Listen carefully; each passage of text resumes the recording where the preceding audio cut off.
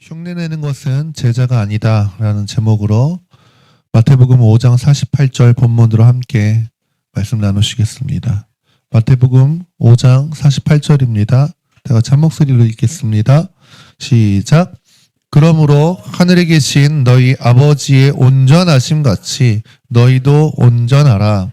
아멘. 주님이 산상순을 팔복으로 시작해서 이제 너희는 빛과 소금이다라고 하는 제자의 정체성에 대해서 주님 말씀하셨습니다. 그래서 이거는 너희가 빛이 되려고 노력해라, 소금이 되려고 애써라 라고 하는 말이 아니라 이미 빛이고 이미 소금이라는 겁니다. 아멘. 박주아, 빛이야. 알겠죠? 이미 소금입니다. 아멘. 손예다 이미 소금이에요. 아멘.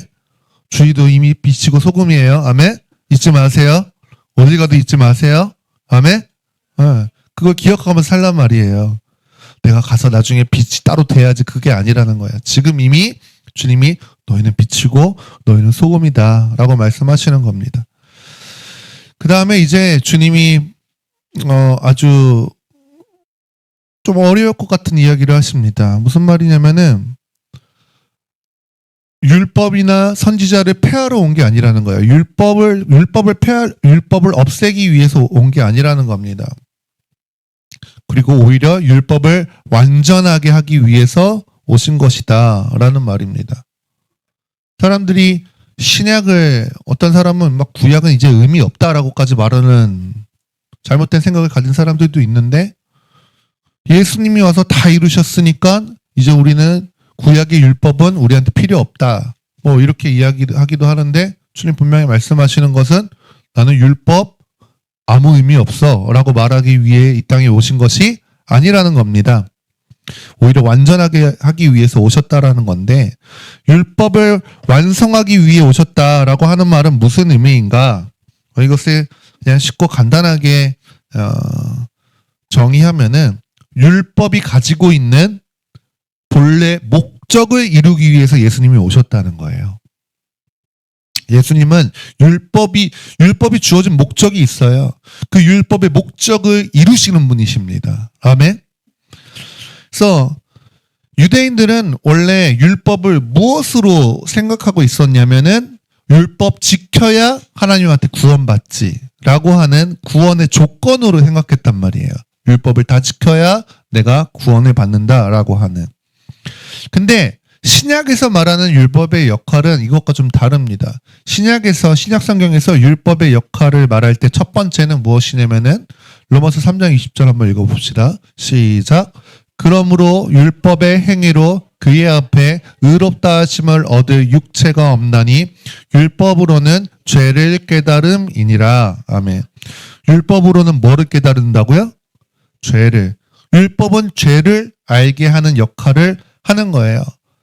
그러니까 율법을 진짜 진심으로, 하나님의 말씀을 내가 진심으로 온 마음을 다해서 지키려고 하면은 할수록 드러나는 게 뭐냐면은, 나는 율법 못 지키는구나.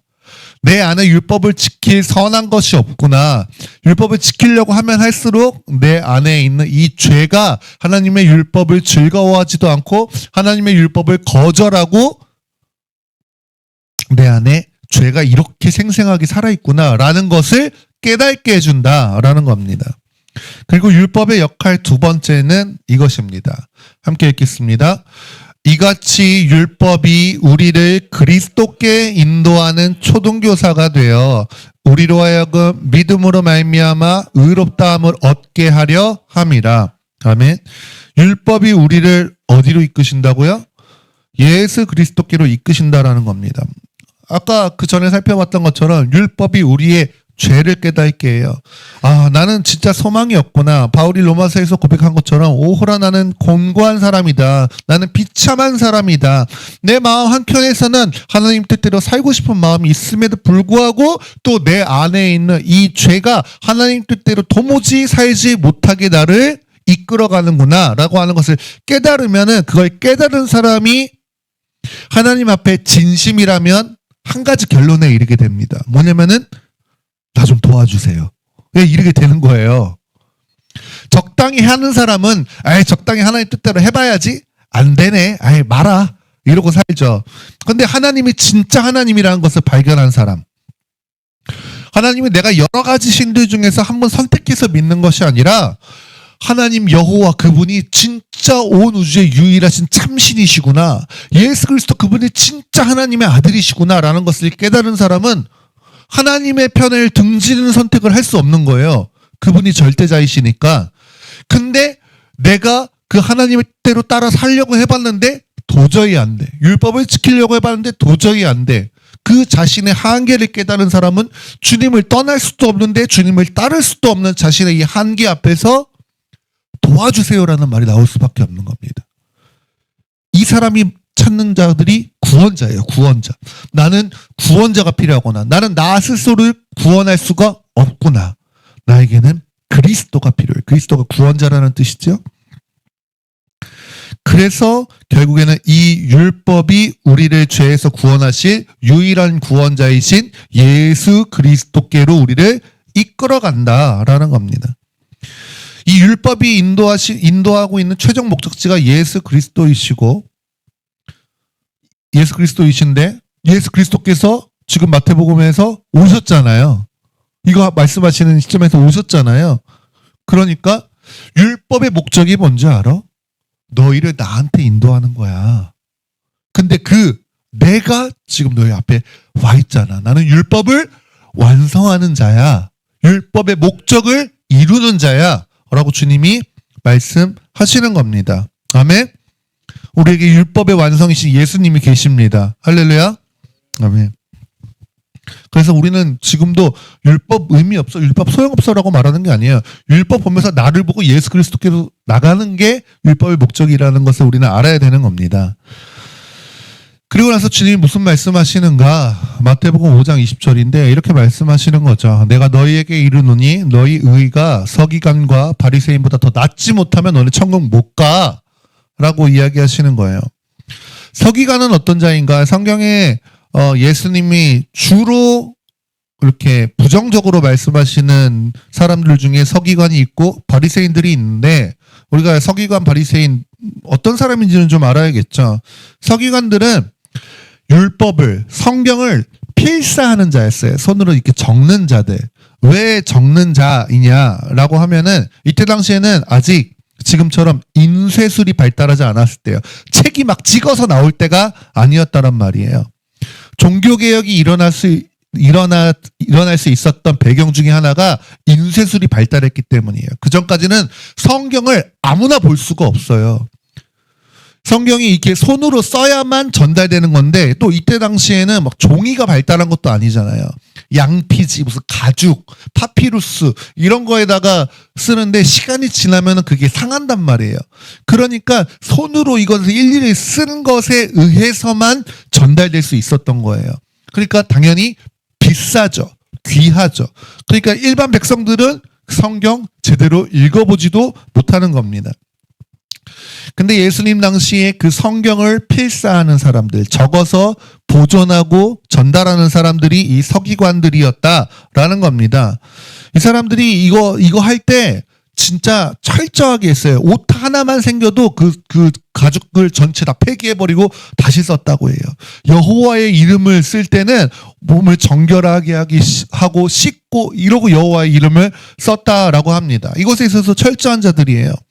그리고 이 사람들이 단순히 글씨 잘 써서 성경만 필사하는 자가 아닌 거죠. 백성들은 읽지도 못하는 성경을 다 쓰는 자들이니까 성경에 대해서 얼마나 잘 알겠습니까? 당시 이스라엘은 율법이 기준인 사회예요. 법도 물론 로마 법의 지배, 사회법의 지배도 어느 정도 받지만 이 사람들의 정서의 가장 핵심이 되는 법은 율법이란 말이에요. 근데 율법을 가장 잘하는 사람이 서기관들이잖아요. 그러니까 사실은 이 사람들이 자연스럽게 법관과 같은 역할도 하게 되는 겁니다. 그러니까 이 사람들이 이 종교 사회인 유대인들 사이에서 지도자가 될 수밖에 없는 거죠. 성경 아는 것에 있어서는 이들만한 권위자가 없었던 거예요. 이게 서기관들이고, 서기관들이 율법에 있어서 최고의 이론을 갖고 있는 사람들이라면 바리새인들은 이 율법을 지키는 실천가들입니다. 이거 직접 지키는 것으로 유명한 사람들이에요. 바리새인도 당시 예수님 당시에 유대 사회에서 엘리트 사람들이었습니다. 이 사람들은 10계명을 지키는 것 정도로는 부족해. 그러니까 모세의 율법을 어기지 않기 위해서 오히려 이 율법을 더 쪼개서 상세하게 하나하나 해야 될 것과 하지 말아야 될 것을 구분해서 전체 613개의 조항으로 세분화해서 그것을 지켰던 사람들이 바리새인들이었습니다. 이거 지키는 거에 목숨 건 사람들이었어요. 그러니까 우리가 잘 알고 있는 사도 바울도 자신은 원래 바리새인 중에 바리새인이다라고 이야기하는 거죠. 그런 자신에 대해서 자신하면서 말하는 게 뭐냐면은 율법의 의로는 흠이 없대요. 율법 다 지킨 사람이다라고 자기 스스로 말하는 자인 겁니다. 율법으로는 흠이 없는 자다라는 이 표현은 율법 가지고는 누구도 비난할 거리를 찾을 수 없는 사람이다 이런 뜻이에요. 그러니까 서기관과 바리새인의 의라고 할 때 이론과 실천이 다 있는 인간 수준에서는 종교적으로는 이만한 의의가 없어요. 최고 수준의 사람이 갖고 있는 최고 수준의 의로움을 말하는 거예요. 근데 그런 바리새인과 서기관보다도 못하다면 천국 못 들어간대요. 이 말은 바리새인과 서기관의 의로도 천국은 일단은 못 들어가는 거죠. 이 이야기 들으면은 사람들이 야, 그럼 도대체 누가 천국에 들어간단 말이야? 지금 서기관 같으면은 여러분 신학 박사 이런 분들인 거예요. 야, 저분처럼 성경을 연구하고 성경을 잘 아는 분도 천국 못 들어가면 어떻게 돼? 막 선교사님들, 목사님들 이런 사람들, 막 그런 사람들이 그럴 리 없겠지만 뭐 여러분 존경하는 뭐 예를 들어서 막 김영애 선교사님 같은 분. 근데 나중에 알고 보니까 그럴 리 없지만 그런 분들 천국 못 들어간다라고 주님 말씀하시면은 우리 어떤 생각이 들겠어요? 야, 저런 분도 천국을 못 들어가 우리 같은 사람 어떻게 들어가? 이런 생각이 들 거 아니에요. 그 서기관도 바리새인도 천국에 못 들어가고 이 사람보다 더 나아야 된다라는 말을 할 때 사람들의 마음에는 벽을 느끼는 것 같은 생각이 들겠죠. 근데 주님 분명히 말씀하시는 것은 인간 최고 수준의 의로움이라고 할지라도 하나님 앞에는 통과될 수 없다라는 것을 이야기하시는 겁니다. 이것을 주님이 구체적으로 보여주시기 위해서 이 이후에 6가지 율법과 그 율법에 대한 새로운 주님의 그 기준을 제시해 주십니다. 이것을 6가지 반제라고도 하는데 뭐냐면은 이전에는 너네가 살인하지 않았으면은 된 거였지, 사람을 죽이지만 않으면 된 거였지. 근데 이제는 형제를 라가라고 하고 무시하고 바보라고 하고 이러면은 살인한 것과 똑같은 거야 라고 얘기하는 거예요. 분노하면 안 된다라는 거예요. 이전에는 간음이라는 어떤 행동을 했어야 됐다라면은 이제는 마음속에 여자를 보고 음란한 마음을 품기만 해도 간음인 거야. 이 얘기 하는 거죠. 이전에는 이혼을 할 때 그냥 그 법적인 문서만 있으면 됐지. 이거 가지고 이때 당시 사람들이 이혼을 쉽게 했단 말이에요. 이것을 이용했단 말이에요. 근데 법적으로 문제 없잖아. 율법에서 문제 없잖아. 모세의 율법에 이래도 괜찮다고 했잖아. 라는 것 때문에 이것을 악용했던 거죠. 근데 이제는 그걸로 되지 않아. 하나님 앞에 신실하게 네가 결혼하고서 지킨 그 언약을 신실하게 행해야 돼. 그렇게 하지 않으면은 네가 간음한 게 되는 거야 라고 하는 것을 주님이 말씀하시고, 또 이전에는 너네가 뭐 있으면 하나님의 이름으로 맹세해, 하나님의 발등상이 되고만 맹세해, 뭐 이렇게 맹세했지만 이제는 그런 거 하지 마. 지킬 수 있는 것만 말해. 뭐 그냥 허황되게 뭘 맹세하네 만에 하지 말고 할 수 있는 건 할 수 있다, 할 수 없는 건 할 수 없다 라고 딱 그렇게 이야기해 라고 말씀하시는 거고, 이전에는 오른뺨 맞으면은 맞은 대로는 돌려주라라고 이야기했지만은 그렇게 하지 말고 오른뺨 맞으면은 왼뺨 대주고, 그리고 겉옷을 달라고 하면은 속옷을 주고, 오리를 가달라고 하면은 심리를 함께 가져. 너의 권리를 포기해라고 이야기하는 겁니다. 그리고 마지막으로 원수를 미워하는 것은 당연한 것이었지만 이제는 원수도 사랑해야 돼라고 하는 예수님의 새로운 기준을 주님이 말씀하시는 거예요. 그래서 이거는 사실은 제가 새롭다라고 표현했지만 사실 새로운 게 아니에요. 원래 율법에 담겨있는 하나님의 의도예요, 이게. 원래 율법에 담겨있는 하나님의 뜻이에요. 근데 모세의 율법을 통해서는 그냥 딱 이만큼만 드러내신 거예요.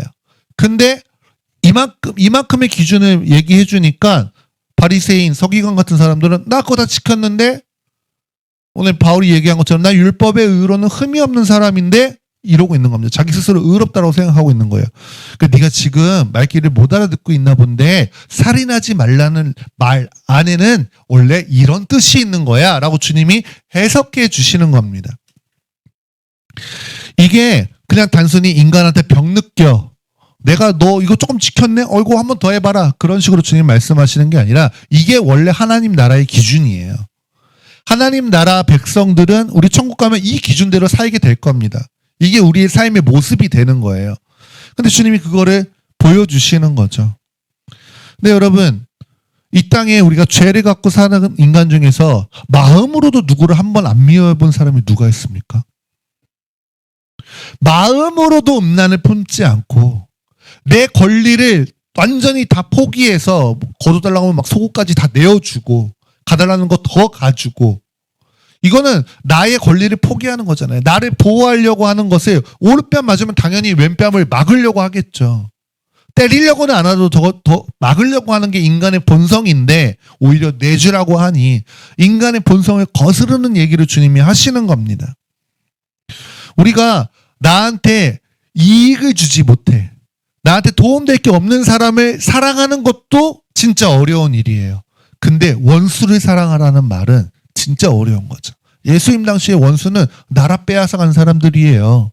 내 눈앞에서 나의 형제를, 나의 가족을, 나의 부모와 나의 자식을 죽이고 포로 삼고 끌고 간 사람들인 거예요. 우리 일제강점기에 당했던 그런 것들 기억하면은 뭐 비슷하겠죠. 이스라엘은 그렇게 나라가 수없이 강대국에 의해서 빼앗겼던 포로된 나라니까. 근데 그런 자들을 사랑하라라는 것이 인간 수준에서는 불가능한 일인 거죠.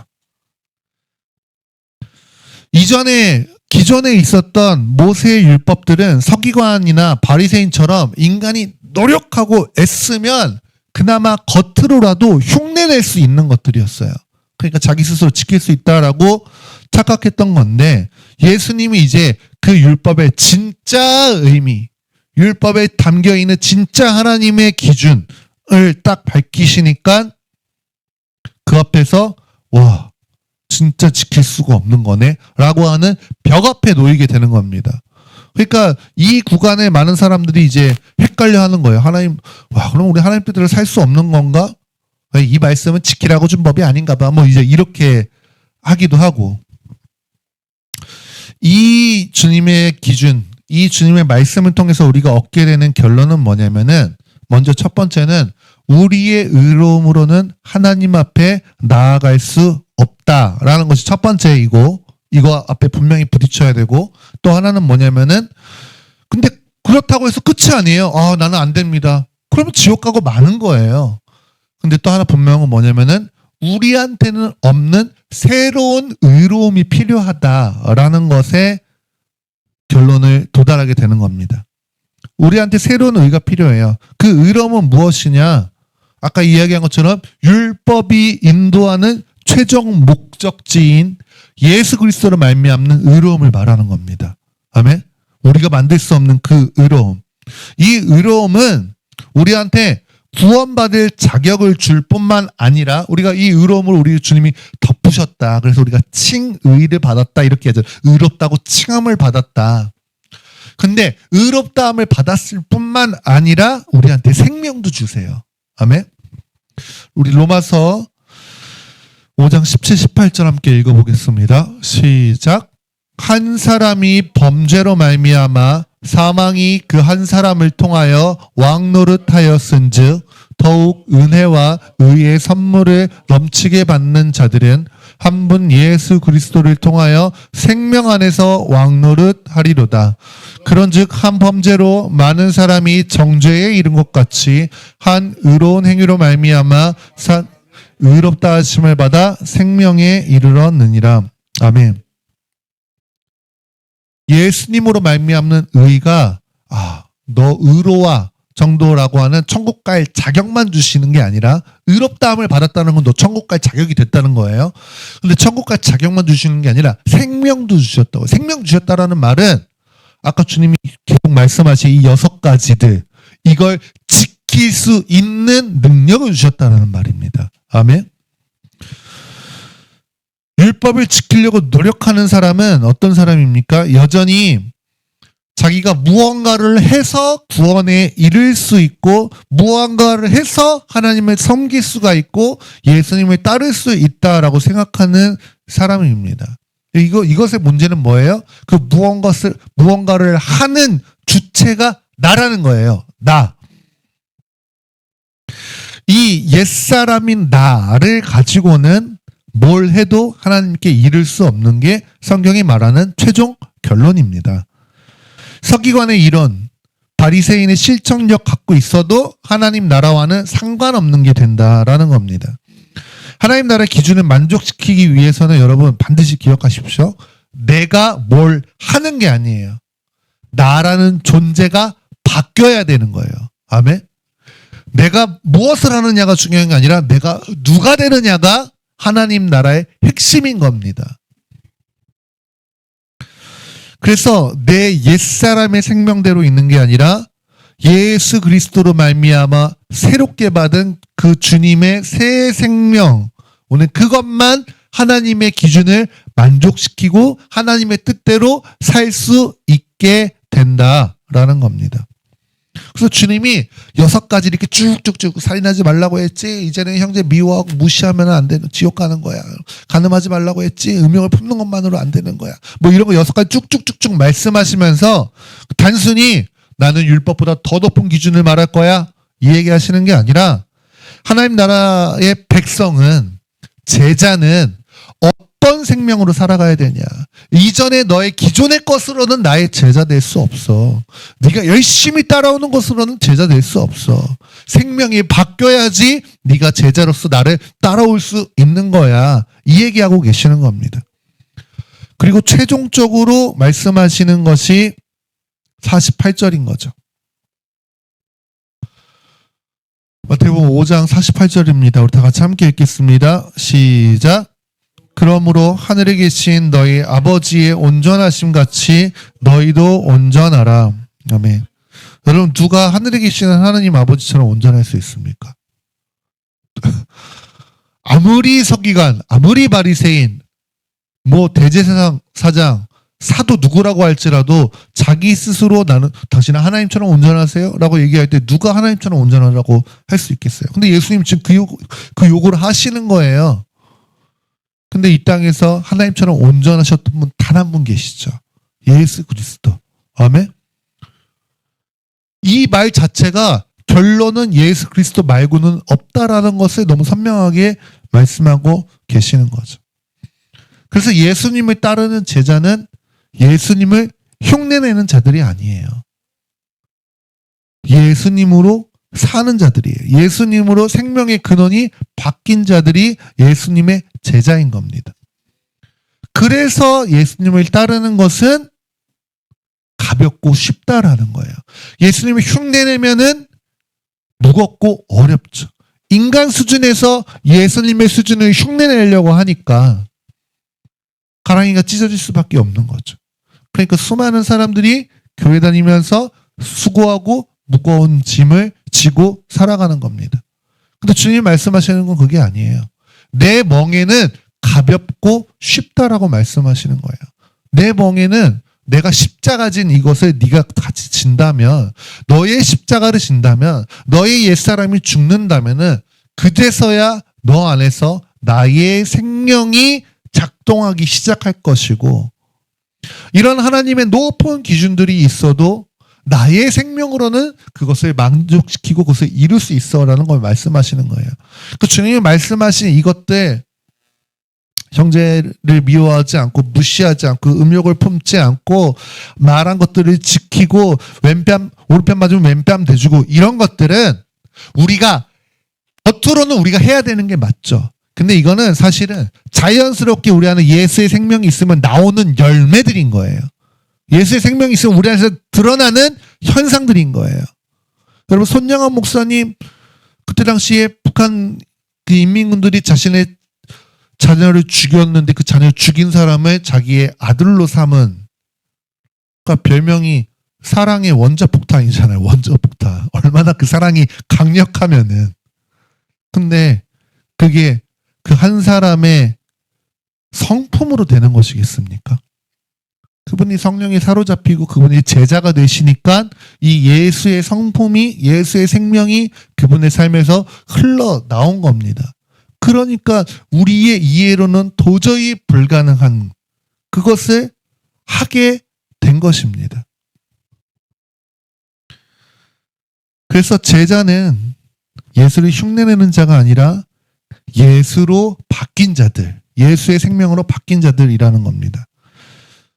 이것을 가장 잘 드러내는 말씀이 갈라디아서 2장 20절이죠. 우리 함께 읽어봅시다. 시작. 내가 그리스도와 함께 십자가에 못 박혔나니 그런즉 이제는 내가 사는 것이 아니요 오직 내 안에 그리스도께서 사시는 것이라. 이제 내가 육체 가운데 사는 것은 나를 사랑하사 나를 위하여 자기 자신을 버리신 하나님의 아들을 믿는 믿음 안에서 사는 것이라. 아멘. 제가 여러분과 정말 많은 시간 나누었던 말씀입니다. 이게 제자로 살아가는 핵심 키입니다. 제자는 예수님 때문에 자기가 할 수 있는 것을 꼭 참고, 물론 참을 때도 있죠. 근데 자기 스스로 그것을 참고 자기가 하면 반드시 인간은 그것에 대한 보상을 찾게 되어 있습니다. 그것에 대해서 인정받기를 원하게 되어 있습니다. 근데 그게 아니라 예수로 하는 것. 그러니까 제자의 핵심은 율법을 통해서 나는 십자가에 못 박혀야 되는 죄인이구나라는 것을 분명하게 깨닫는 것과 이것을 통해서 나한테 그리스도가 필요하고 근데 그 그리스도가 내 안에 오셨네라고 하는 것을 발견하여서 그분을 믿는 믿음으로 사는 사람이 제자이다라는 겁니다. 그래서 제자도의 이게 핵심이에요. 예수님의 제자도의 핵심. 십자가 지고 예수 생명으로 예수 따라가는 사람이 제자도의 핵심이다라는 겁니다. 네, 우리 함께 기도하시겠습니다. 네. 그건 누가 해요? 지금.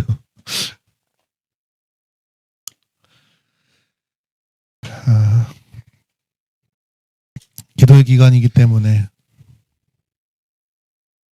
기도를 좀 더 하시는 시간을 가지시고, 네. 내일은 금요일 예배 겸 기도회로 또 모일 것입니다.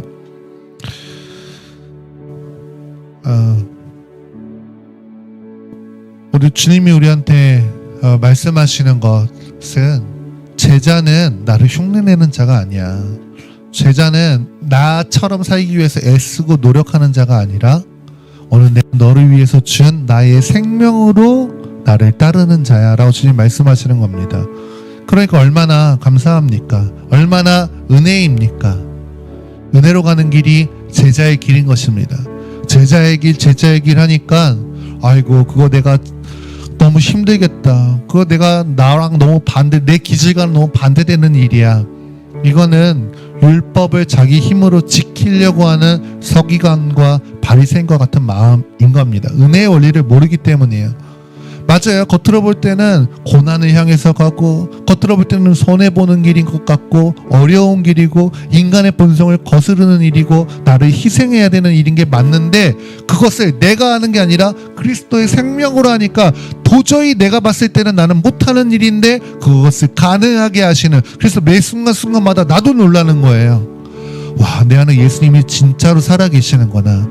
내 안에 예수의 생명이 내가 나를 아는데 나는 도저히 할 수 없는 이것들을 하게 하시는구나 라고 하면서 나도 놀라고 주변 사람들도 놀라고 그것을 보는 나는 이것이 정말 은혜이다. 내가 애쓰고 노력하는 수고하고 무거운 짐이 아니라 예수의 멍에가 이렇게 가볍고 쉬운 것이구나 라고 고백할 수 있는 것이 제자의 길이다 라는 것입니다. 그래서 이 시간 우리 함께 한 가지 기도하고 여러분 각자 기도하시다가 돌아가시면 되겠는데, 주님 오늘 우리가 이 제자의 길을 걸어가면서 여전히 내 안에 수고하고 무거운 짐으로 내가 또 무엇을 하려고 했었던 것들이 있다면 주님 내려놓게 하여 주시고, 내가 아니라 무엇을 하느냐가 아니라 예수로 바뀌는 것이 중요하다라는 것, 이것만이 예수 따르는 길이라는 것 성령님 다시 한번 믿음으로 붙듭니다. 성령이여, 우리 안에서 예수의 생명이 왕노릇하게 하여 주시옵소서. 오늘 이것이 나의 실제가 되게 하여 주시옵소서. 오늘 그렇게 주의 이름 부르며 함께 기도하며 나아가시겠습니다. 주님